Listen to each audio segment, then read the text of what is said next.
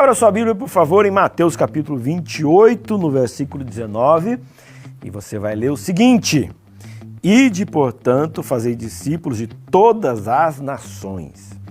Quem falou isso aqui?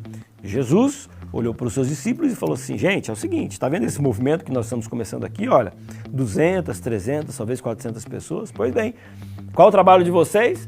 É pegar essa mensagem e pregar para o mundo inteiro. Rapaz, que coisa complicada, não é verdade? Só que quando Jesus foi embora, quando você olha para o livro de Atos, você percebe claramente que aquela geração tentou de verdade cumprir esse papel e esse chamado que Jesus tinha deixado na mão deles. Deixou uma missão, nós vamos partir para cima. E aí os discípulos viajaram para um lado, viajaram para o outro, e grande parte do que a gente chama de mundo conhecido, civilizado da época, ficou conhecendo o evangelho que Jesus disse que deveria ser pregado para todas as pessoas. Quando a gente olha agora em Apocalipse capítulo 14, esta lembrança de pregar para todas as nações, tribos e língua, ela volta de novo ao contexto. Olha só o que está no finalzinho do versículo 6. Assentaram sobre a terra, e a cada nação, tribo e língua e povo. Ou seja, mais uma vez Deus lembra que a função da igreja nessa terra é pregar uma mensagem diferenciada e para quem? Não simplesmente para onde você está, mas é também imaginar de que o mundo inteiro faz parte do amor e do interesse de Deus. Então, esse movimento evangélico, esse movimento religioso que começa em Apocalipse capítulo 14, versículo 6, é um movimento que precisa se preocupar não simplesmente com a rua onde se mora, mas numa visão mundial. E eu acho muito interessante porque a Igreja Adventista tem esse pensamento desde o seu DNA. Por exemplo, logo que tinha começado, a igreja era pequena, poucas pessoas.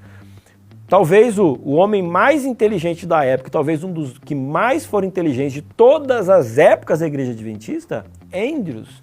Ele poderia ficar ali nos Estados Unidos porque tinha muito o que fazer. Mas aí, eles percebendo essa ideia de missão, de pregar para outros povos, ele foi enviado para a Europa para trabalhar ali. E se você pensa assim, a Europa hoje, né, é um privilégio você trabalhar na Europa. Foi muito difícil, muito difícil. Ele tinha recém perdido a sua esposa, teve problemas com seus filhos. Foi assim, um momento de muita dor e muita luta. Se você puder, se aprofunde na vida de Andrews que você vai descobrir. Mas a ida dele para a Europa demonstrava o DNA de um movimento que queria pregar para todas as pessoas.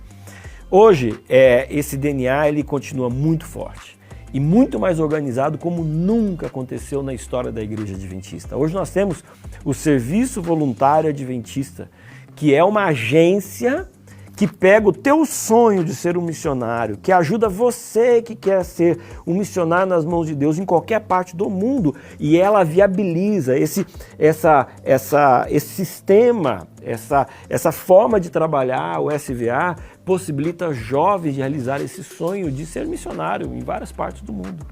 Então eu te faço uma pergunta. Nem toda pessoa nasceu para ser missionária.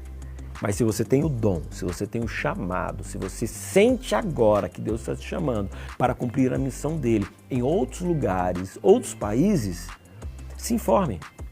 Busque saber o que é o SVA, converse com o seu pastor, com o seu JA e se coloque nas mãos de Deus. E faça parte da história da Igreja Adventista, que sempre teve grandes missionários, e construa você a sua história de um grande missionário.